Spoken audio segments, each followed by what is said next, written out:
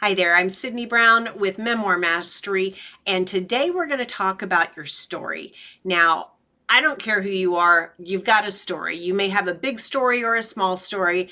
It may be that you're so in the weeds with it, you don't even recognize that you have a story because you're just trying to survive.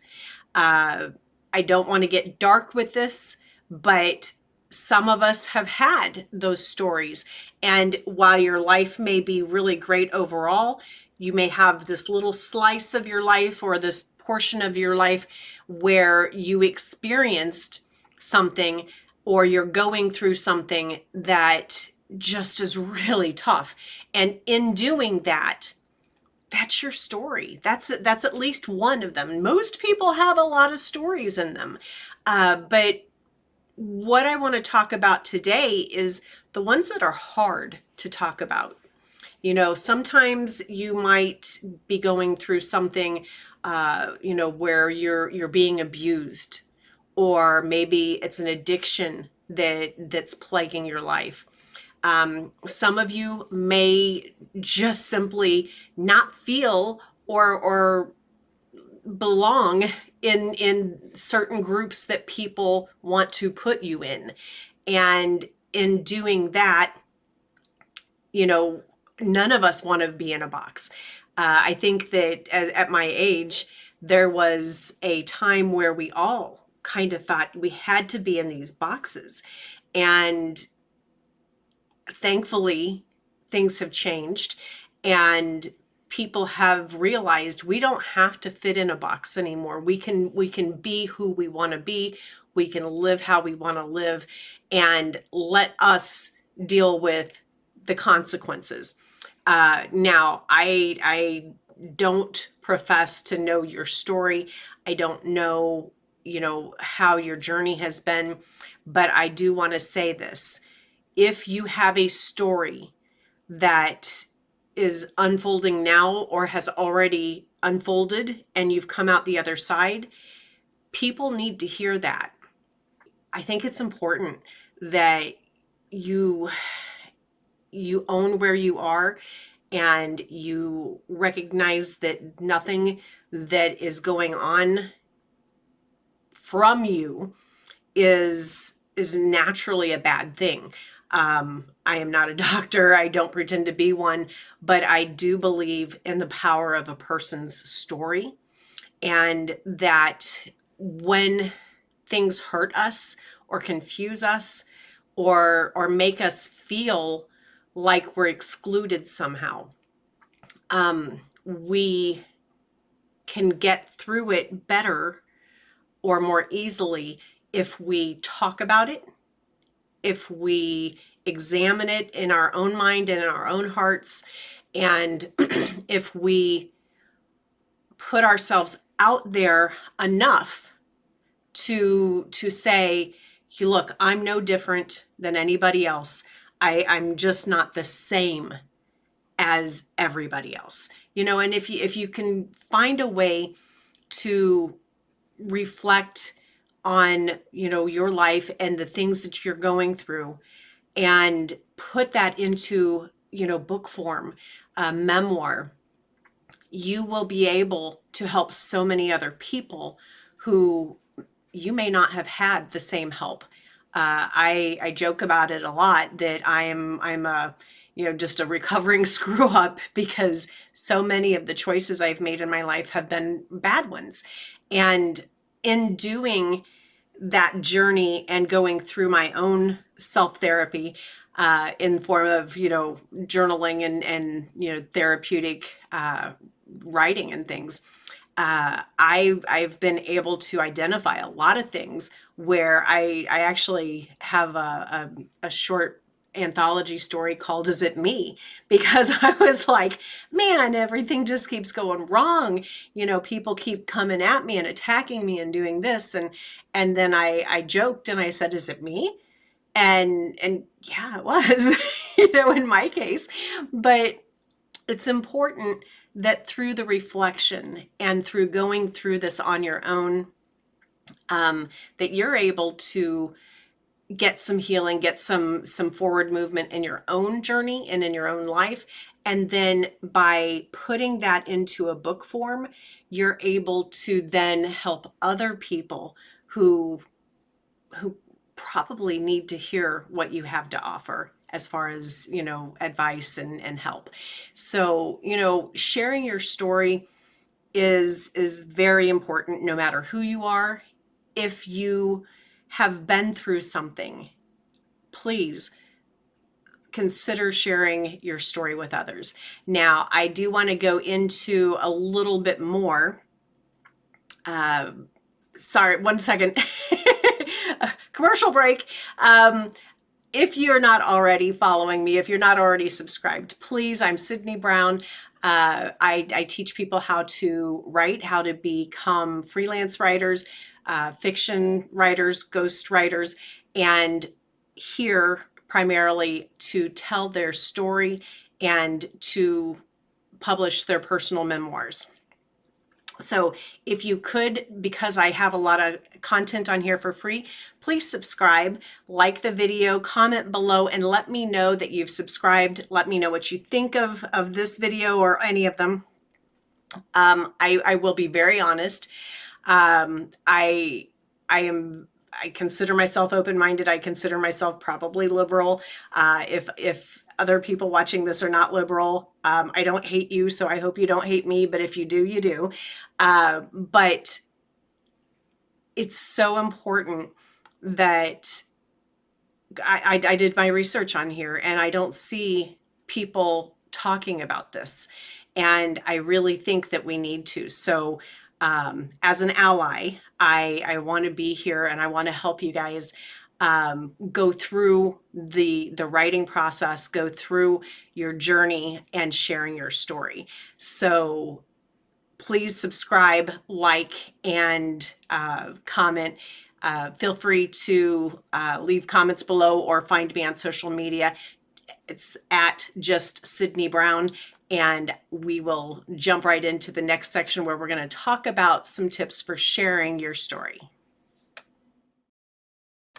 All right, Sydney Brown back again. Now, I want to jump right into this. First, we're going to start talking about some reasons why I think you should share your story. Sharing your story is very personal. I mean, literally, it's called a personal memoir for a reason. And it can be a very transformative and empowering experience. It can make you feel a little bit broken or scared or self-conscious along the way as you go through the writing phase and all of the self-reflection that you need to go through to be able to really do your story justice. So there's going to be some emotions involved. I just want to make sure that you're aware of that. But that's normal. No matter what your story is, you're going to have this same journey. But just as you go through this, understand someone needs to hear what you've gone through. Someone needs to know that there's hope on the other side of today, and they need to know how you're doing it, how you did it.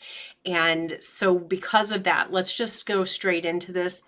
The number one reason I think you should share your story is empowerment and self-understanding. When you go through articulating your personal experiences and your journey, it really does provide this sense of empowerment. It gives you control over your story, and it allows you to make sense of your experiences. The process of going through all of this self-exploration can lead you to greater self-understanding and personal growth. When I've gone through this exercise over the course of my lifetime, at obviously different times, different slices of my life, I really was able to figure out things about me that I just never saw before. And sometimes, whether it was thinking you're a victim, playing the victim, whatever it is, sometimes you really are the victim. And it's times of that self-reflection that you realize you know what, I was a victim, but that doesn't mean that's a role that I'm going to hold on to for the rest of my life. And I was able to go through, start talking about it, sharing my story. And in doing that, the just speaking the words took that power from the person who hurt me, and I took that power, and it gave me the courage to then reach out to other people and try to help them as well. So it really can empower you, strengthen you, and help you get to the other side faster. So even if you never choose to publish, even if you never choose to share, you should go through this experience because it can do wonders for you. Number two is connecting with others. You know, your story is so powerful, and anybody's story can become this tool that creates a connection between, you know, the person telling the story and the person who needs to hear it. And that connection can be life-changing. It can create relationships that give both or all people that strength, that personal stamina to keep going forward. But it's so hard to see what good you can do right now because you haven't done it yet. But as a person who's come out the other side and you know, gotten used to putting my hand out there and saying, here, let me help you through this, I've made a lot of really good friends who I genuinely believe needed to hear what I had to say. So number three, inspiring others, you know, and not just in them needing to hear what you have to say.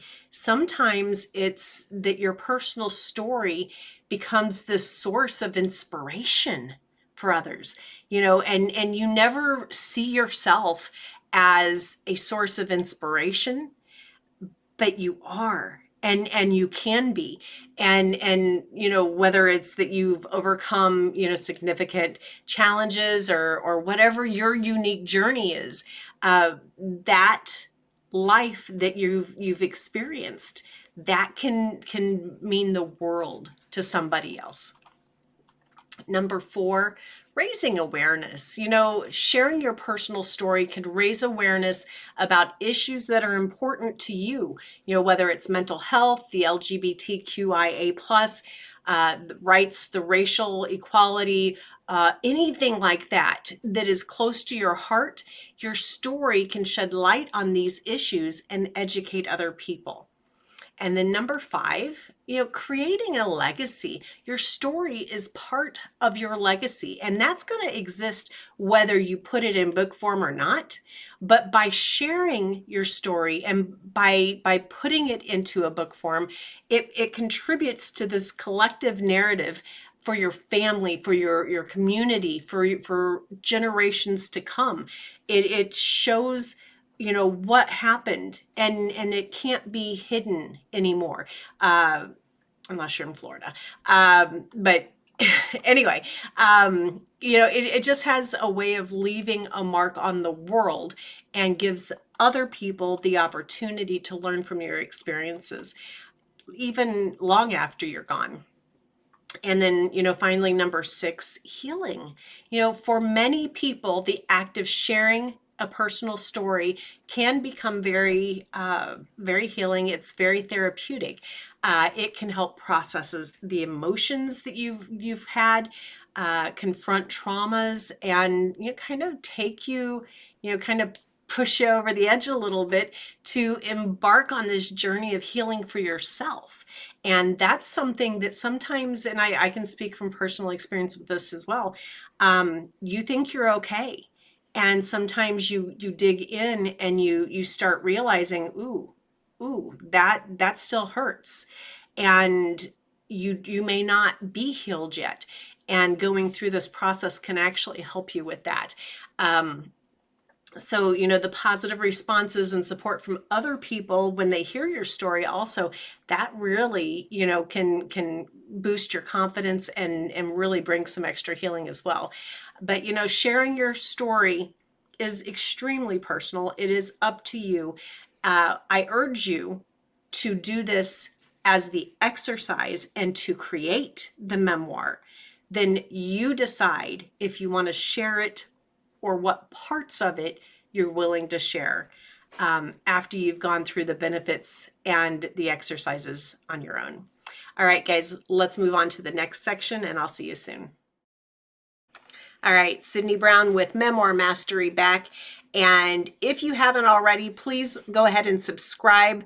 Make sure that you like each video and leave comments if you would, because this is something that I am doing for free out here, and I want to be able to keep it that way. Your support means a lot to me, and it does help a lot of people get this information.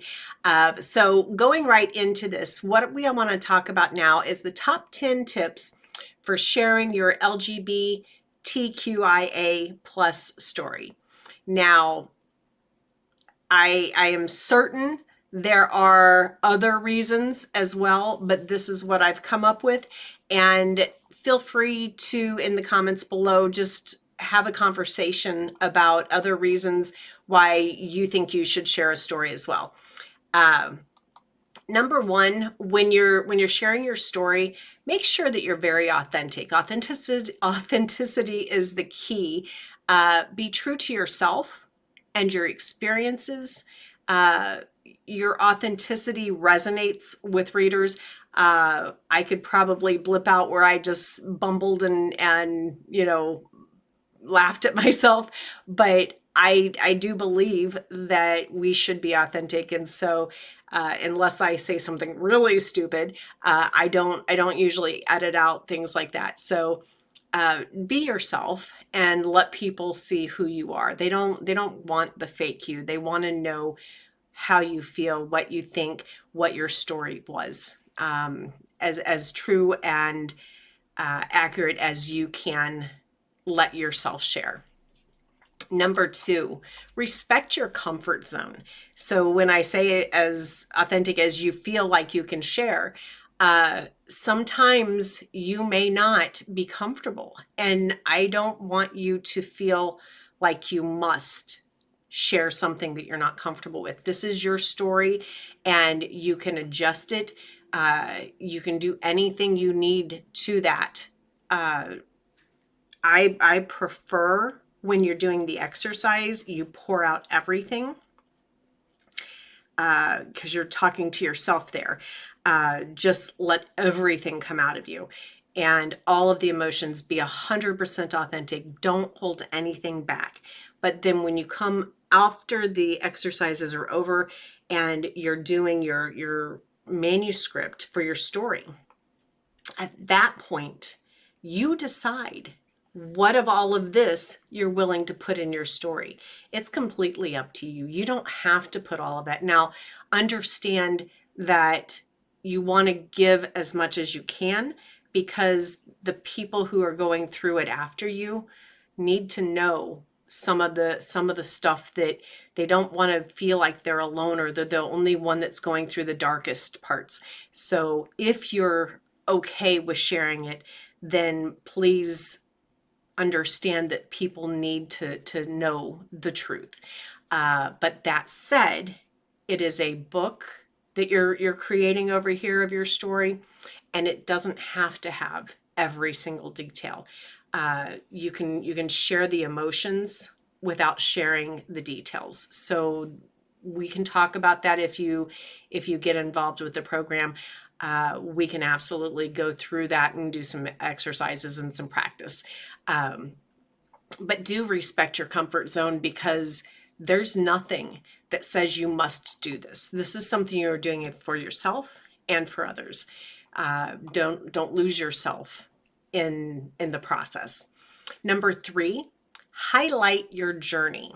So what I mean by that is showcase your personal growth and the evolution to inspire everybody else. So here you are, maybe you're going through hell, maybe you don't, you're just starting to recognize something is different, whatever your story is, and take it through, the earlier parts, let it build up to something that was maybe the darkest parts that you are willing to share, and then how you came through the other end. Uh, Obviously, you want whoever is on the other side, who's back here where you were, you want to be able to pull your hand, and bring them back with you.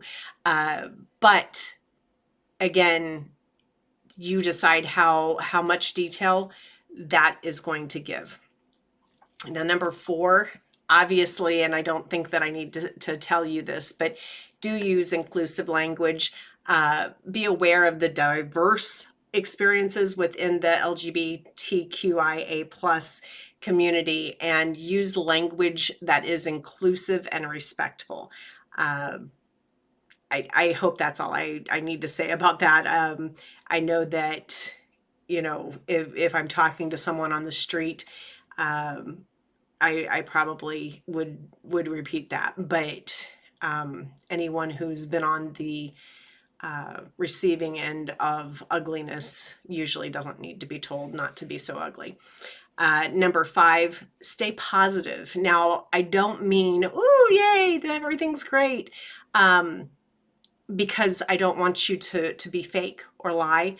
But when I say stay positive, I mean, despite the challenges, stay with some balance in your story.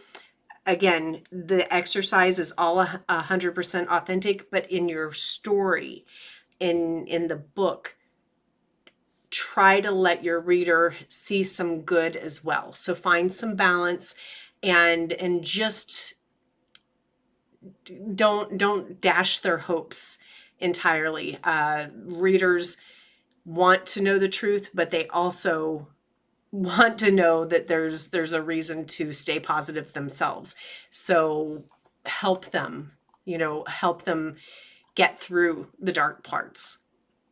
Number 6, educate while narrating. So you want to use your story to help people understand the community better. There are a lot of people out there who consider themselves allies, or at least open to, understanding and being taught. A lot of people have this much of a view into the world, and that's what they see every day of their life, and they don't know what they don't know, and they've never been exposed to different things. This is their whole world. So what you can do by sharing your story is make that person's world just a little bit bigger, and let them see that you're just a normal person. There's no reason for, bad treatment or whatever the case would be, but let them see, by reading, let them have their eyes opened, and let them become more allies. There are people out there who will absolutely judge and just be negative, and those aren't your people. They're not the ones that you want to read the book. Those, don't even worry about that. But there's the people who will pick up the book and just say, I never knew. I wondered, but never took the time to read or research. That's the person who could pick that book up and be a better parent to somebody who is going through a similar journey. Sometimes the mistakes that parents make are that they were just ignorant. It's not that they hate or were bad.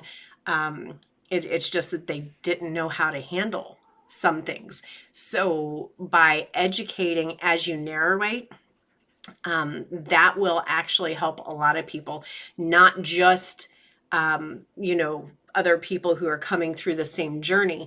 It could help the people who aren't coming through the same journey, but just need to have their eyes opened a little bit. So make sure that you sprinkle in some education. Don't be preachy about it, because no one likes being preached at, but try to drop some wisdom. Number 7, engage your readers. Now, by that, if you publish your story, I would, suggest you put, like Facebook or something, have a professional page for your author, and welcome people to talk to you about it, and, ask questions.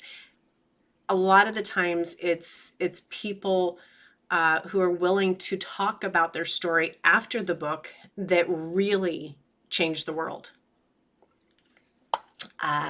Number 8, share diverse perspectives.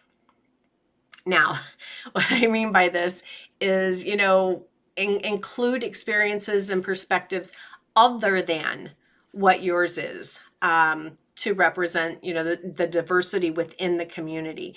Now, that could be, I feel this, though some people in the community would say this, whatever those things are. You're not speaking necessarily for everyone in the community, but you are speaking for yourself. And it's really good to just say, now, my opinion is my opinion, but other people might say this, this, or this. Just when you do that, you show that you're an open-minded individual as well, and that you want to give some equal time to different opinions. I think that's a really great thing to do, and it does give you additional credibility, in my opinion. So number 9, be sensitive to triggering content. There's bound to be things that you will share in your story that will trigger some people. Now, if it triggers them into anger or something like that, then maybe they shouldn't have picked up the book, and sorry about their luck. They're just going to get triggered. I don't want you to be sensitive necessarily to people who aren't sensitive as well.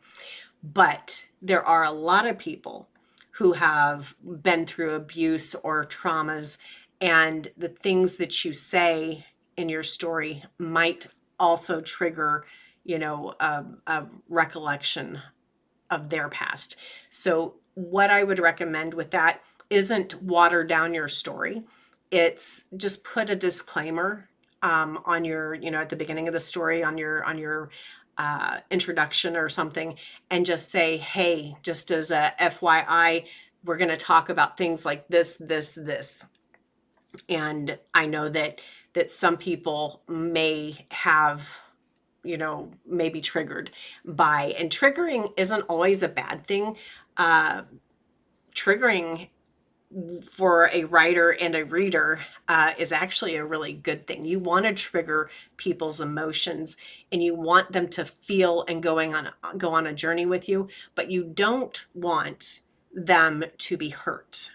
And so that's why you put that disclaimer or disclosure in your story, just so you can give them a heads up, and they'll know, okay, yeah, I need to be aware of that.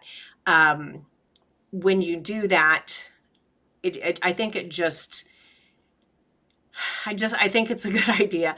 I've taught some people to do, we've actually published a couple of the stories, and I put that in there, like a suicide hotline or different things like that, just because we're going to draw out some emotions in your readers, and I want to make sure that you are being sensitive to their emotions as well.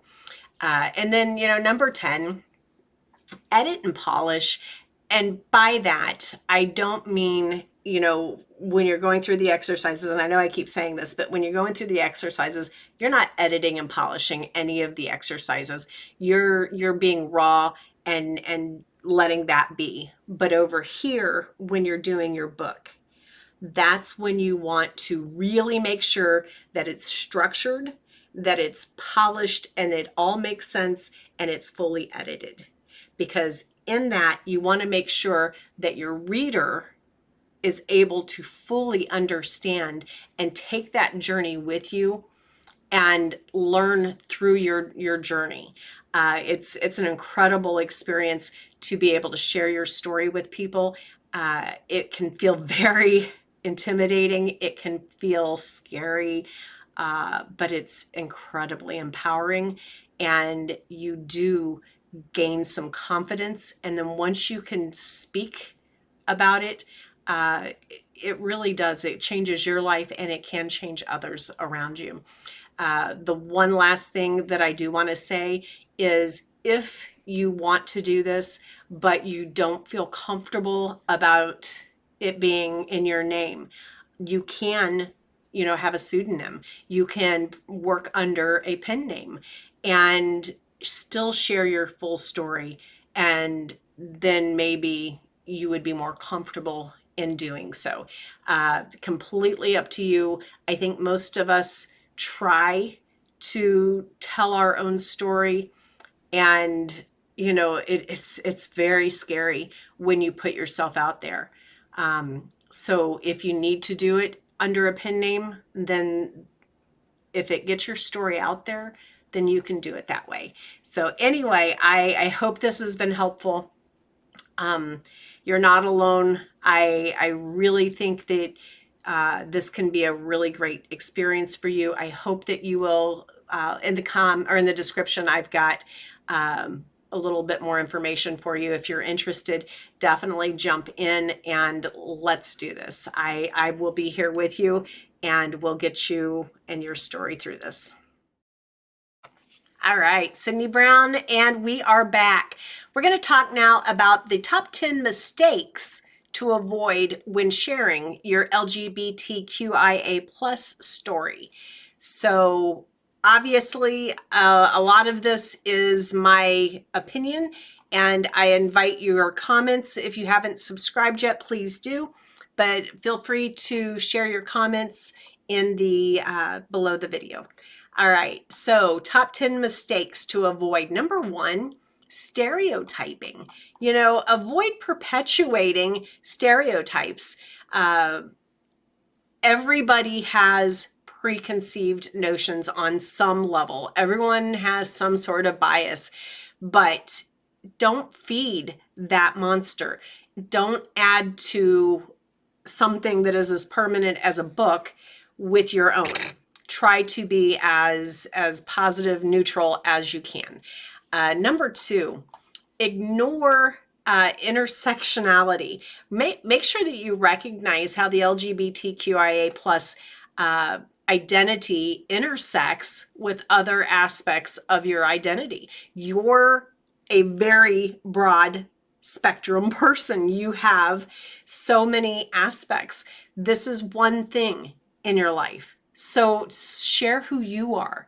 Don't have to talk about just that one part of you.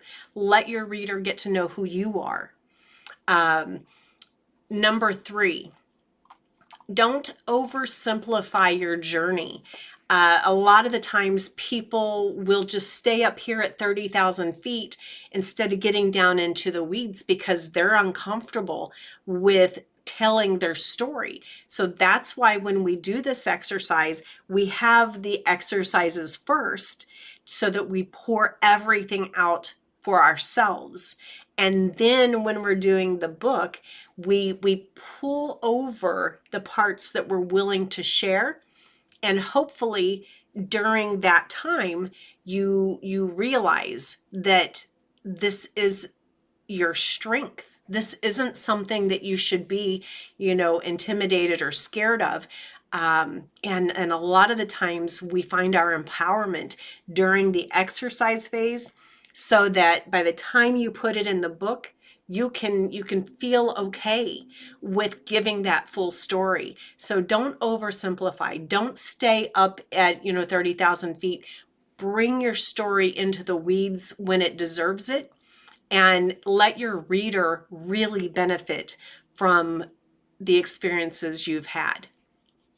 Number 4, don't neglect self-care. It's sharing, these personal experiences is going to be an emotional journey for you.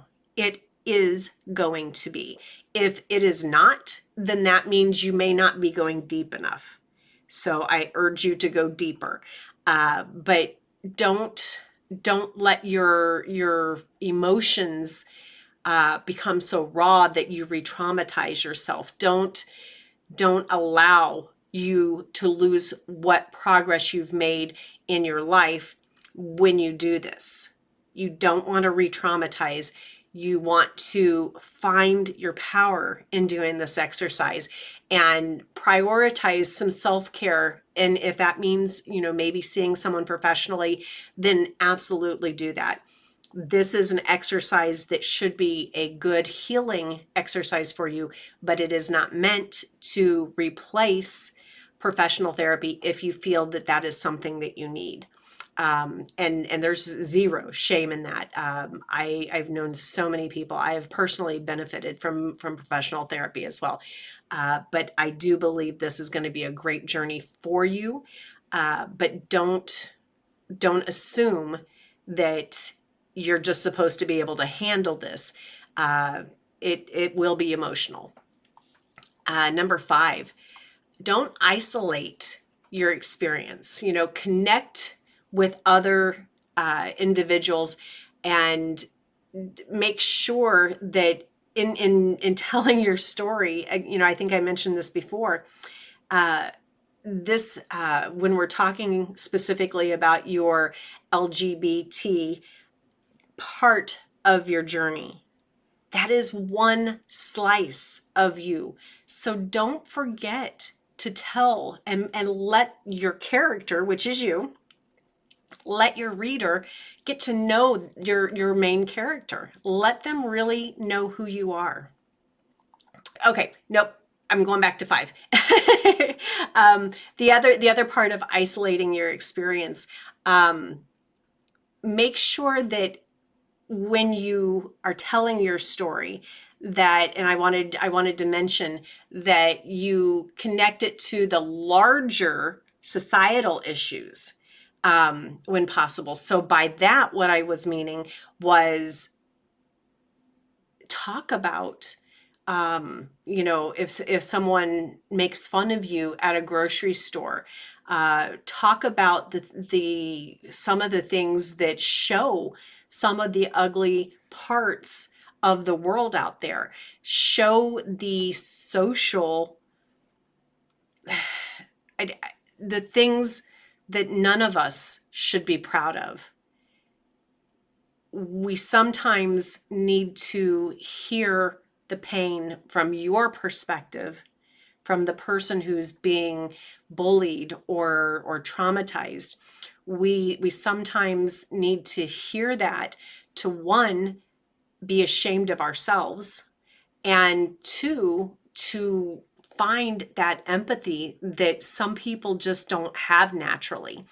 And in talking about, some of the societal issues, it will help the reader understand, especially if they've had some of the same negative experiences. So that's what I was trying to get at with that. Number 6, don't assume familiarity. And what I mean by that is not all of your readers are going to understand the LGBTQIA plus terms, or what each one stands for.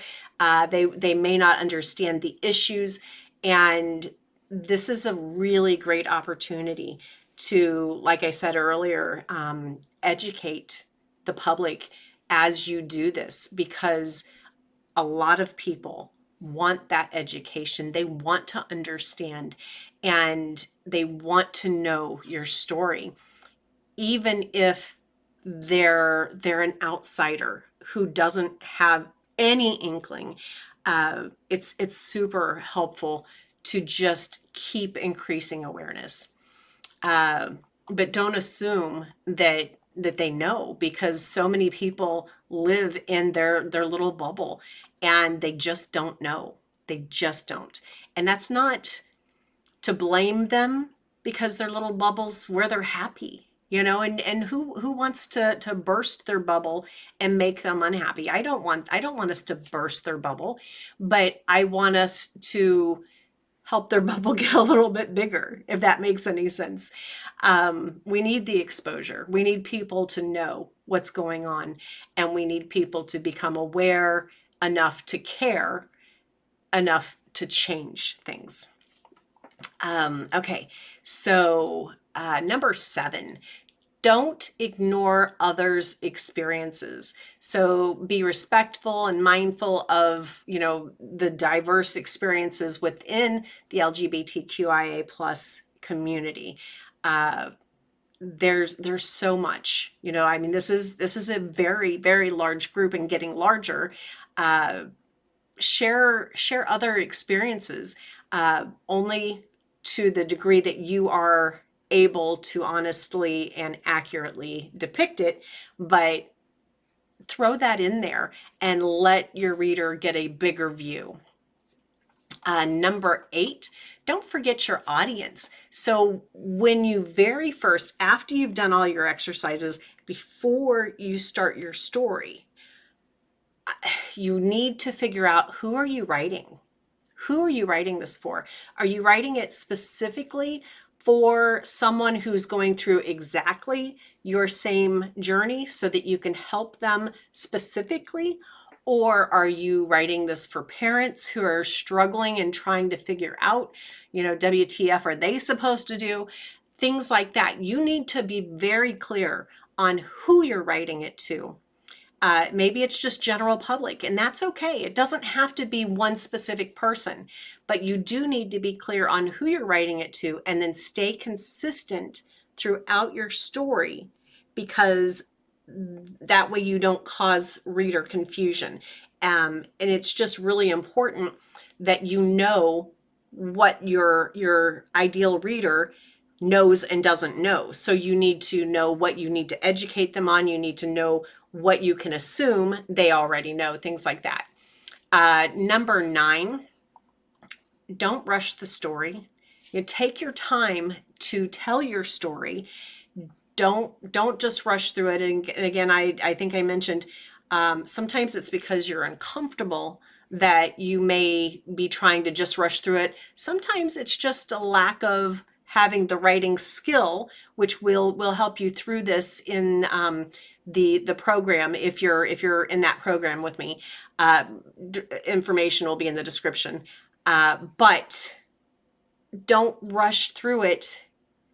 Use dialogue, use emotions, really take your reader on that journey with you. In doing that, you will create something that will change lives.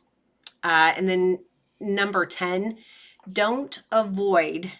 please don't avoid being vulnerable. Opening up about your struggles, your victories, and everything in between. This can be a major tool for getting your reader to connect and understand who you are and what you've had to go through.